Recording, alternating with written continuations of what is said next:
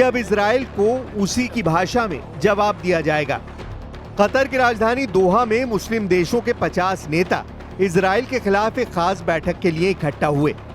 ये मीटिंग अरब लीग और organisation of Islamic cooperation यानी OIC ने बुलाई। इसका मकसद 9 सितंबर को कतर पर हुए इजरायली हमले का जवाब देना है।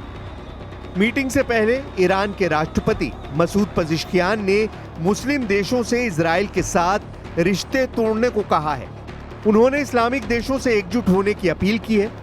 वहीं पाकिस्तान ने सभी इस्लामी देशों को नेटो जैसे ज्वाइंट फोर्स बनाने का सुझाव दिया है। इस्लामिक देशों के विदेश मंत्रियों ने दोहा में इजराइल के खिलाफ कार्रवाई करने को लेकर बंद कमरे में एक बैठक की थी। इस दौरान कतर के प्रधानमंत्री और विदेश मंत्री शेख मोहम्मद बिन अब्दुल रहमान बिन जासिम अल थानी ने इजरायली हमले की कड़ी निंदा की और कहा कि कतर अपनी संप्रभुता की रक्षा के लिए जरूरी कदम उठाएगा। कतर के प्रधानमंत्री शेख मोहम्मद बिन अब्दुल रहमान अल थानी ने इंटरनेशनल कम्युनिटी से अपील की है कि वो दोहरी नीति बंद करे और इजराइल को उसके अपराधों के लिए सजा दे। वहीं पाकिस्तान के विदेश मंत्री मोहम्मद इसाक डार ने कहा है कि दुनिया भर के मुस्लिम इस बैठक पर नजर बनाए हुए हैं। उन्होंने एक ज्वाइंट डिफेंस फोर्स बनाने की संभावना का जिक्र किया और कहा कि न्यूक्लियर पावर पाकिस्तान इस्लामिक समुदाय यानी उम्मा के साथ अपनी जिम्मेदारी निभाएगा। وإذا كانت تريد التفاوض لإطلاق السراح الرهائن فلماذا تغتال كل من يمكن أن يدير المفاوضات معها؟ وكيف علينا أن نستقبل في بلدنا وفودا إسرائيلية للتفاوض فيما يخطط من أرسل هذه الوفود لقصف هذا البلد؟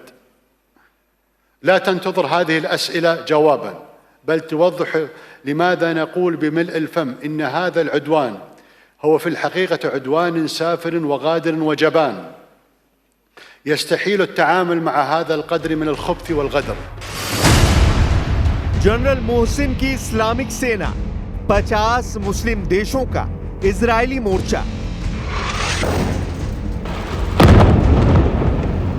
सीरिया, सूडान, सऊदी अरब से लेकर तुर्की, इराक, ईरान, पाकिस्तान, लगभग 50 से ज्यादा अरब और इस्लामिक मुल्क क्या वाकई में इजराइल के खिलाफ ऐसी इस्लामिक सेना बना लेंगे? पहले आप ये जान लीजिए कि अरब देश इस्लामिक मुल्कों की सेना को बनाने के लिए क्यों मजबूर हो रहे हैं। कतर की राजधानी दोहा में इस वक्त भयंकर तैयारियां चल रही हैं।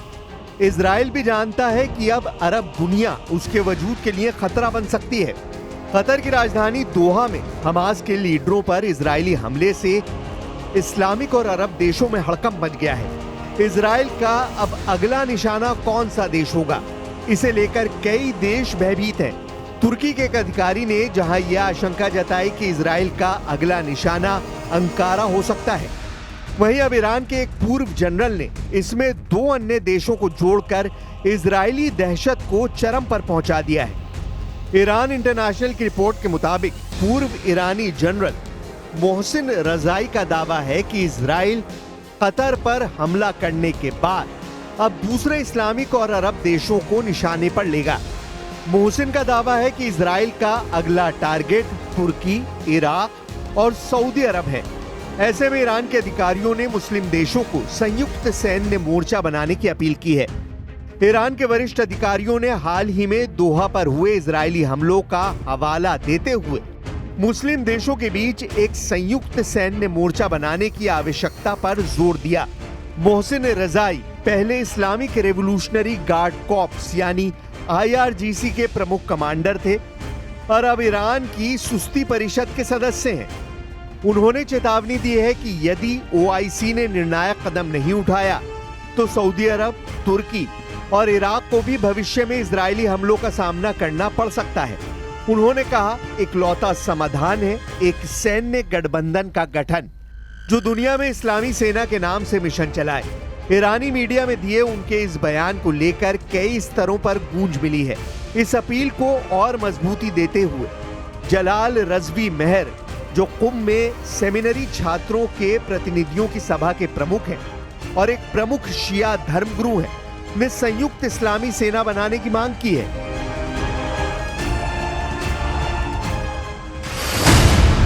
इजराइल पर भारी पड़ रहा है।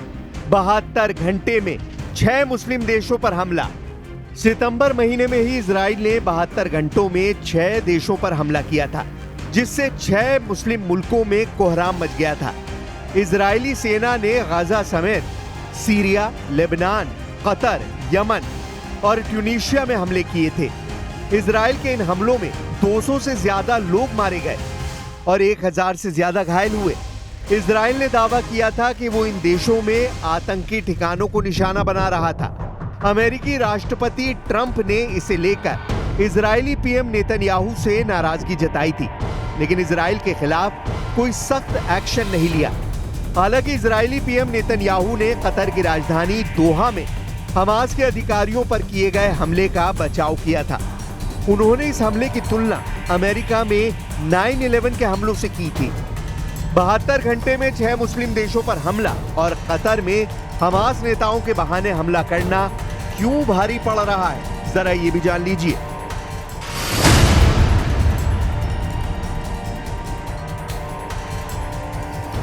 इजरायली सेना ने 9 सितंबर 2025 को कतर की राजधानी दोहा पर हवाई हमला किया था।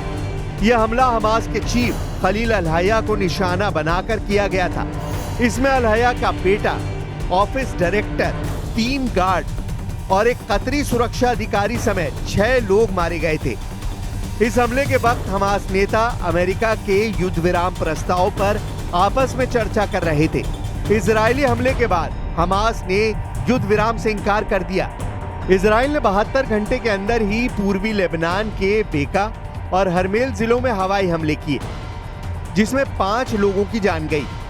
इजरायली सेना ने दावा किया कि इस हमले में हिजबुल्लाह के सैन्य ठिकानों को निशाना बनाया गया। हालांकि हिजबुल्लाह ने कोई प्रतिक्रिया नहीं दी थी।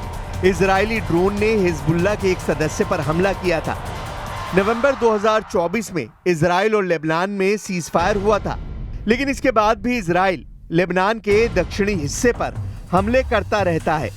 इजरायली फाइटर जेट्स ने 72 घंटों के अंदर ही सीरिया के एयरफोर्स बेस और सेना के कैंप पर हमले किए थे।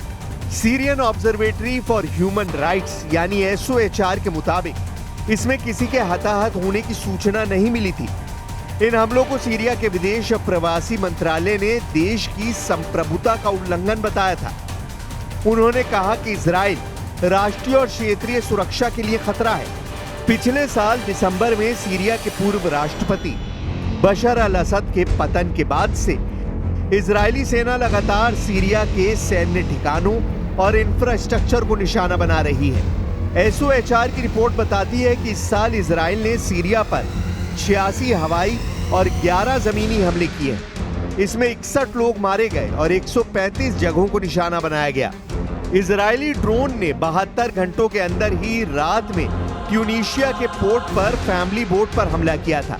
इस जहाज में 6 लोग सवार थे जो पुर्तगाली झंडा लगाकर यात्रा कर रहे थे। GSF के मुताबिक इस हमले में किसी की जान नहीं गई। इजरायली ड्रोन ने ब्रिटेन का झंडा लगाकर यात्रा कर रहे जहाज को निशाना बनाया था। 2010 से अब तक गाजा के इलाकों में घुसने की कोशिश करने वाले जहाजों पर इजरायली ड्रोन हमला कर रहे हैं। इजराइल ने यमन की राजधानी सना पर 15 दिनों में 2 बार हमले किए थे, जिसमें हूती ठिकानों को निशाना बनाया गया। यह हमला सना हवाई अड्डे पर किया गया था। इसमें पहले 28 अगस्त को इजराइल ने सना पर हमला किया था, जिसमें हूती प्रधानमंत्री अहमद अल रहावी समेत 10 लोग मारे गए और 90 लोग घायल हुए थे। उधर गाजा में इजरायली हमलों में पिछले 72 घंटों में करीब 150 लोग मारे गए और 540 घायल हुए। गाजा में 2023 से अब तक कुल 65,000 से ज्यादा फिलिस्तीनी मारे जा चुके हैं। गाजा में अब तक 400 लोग भूखमरी से और हजारों लोग मलबे में दबकर मारे जा चुके हैं। गाजा का लगभग 75% हिस्सा इजराइल के कब्जे में है। यही वजह है कि अब कतर में 50 मुस्लिम मुल्कों की आपातकालीन मीटिंग में इजराइल से बड़ी जंग की तैयारी को लेकर बातचीत हुई। इधर 15 सितंबर की सुबह से ही कतर में मुस्लिम देशों के मंत्रियों का आना लगा हुआ है। इस बीच अमेरिका के विदेश मंत्री मार्को रूबियो इजराइल पहुंचे हैं। उन्होंने इजरायली प्रधानमंत्री बेंयामिन नेतन्याहू के साथ यरूशलेम में वेस्टर्न वॉल का दौरा किया। कथित तौर पर रूबियो कतर पर इजरायली हमले के बाद गाजा युद्ध खत्म करने के प्रयासों पर पानी फेरने के बाद अधिकारियों से जवाब मांग रहे हैं। हालांकि उन्होंने वेस्टर्न वॉल का दौरा करने के बाद कहा कि अमेरिका और इजराइल के संबंध पत्थरों की तरह मजबूत है। रूबियो ने यह दौरा गाजा बंधकों की रिहाई और कतर पर हुए हमले पर केंद्रित रहने वाला है। हालांकि जानकारों का दावा है कि इजराइल पर कतर हमला करने की हिम्मत जुटा पाएगा, ये कहना बेहद मुश्किल है, क्योंकि कतर और इजराइल की सैन्य ताकत में बड़ा अंतर है। 2025 ग्लोबल फायर पावर इंडेक्स में इजराइल 15वें और कतर 62वें स्थान पर है।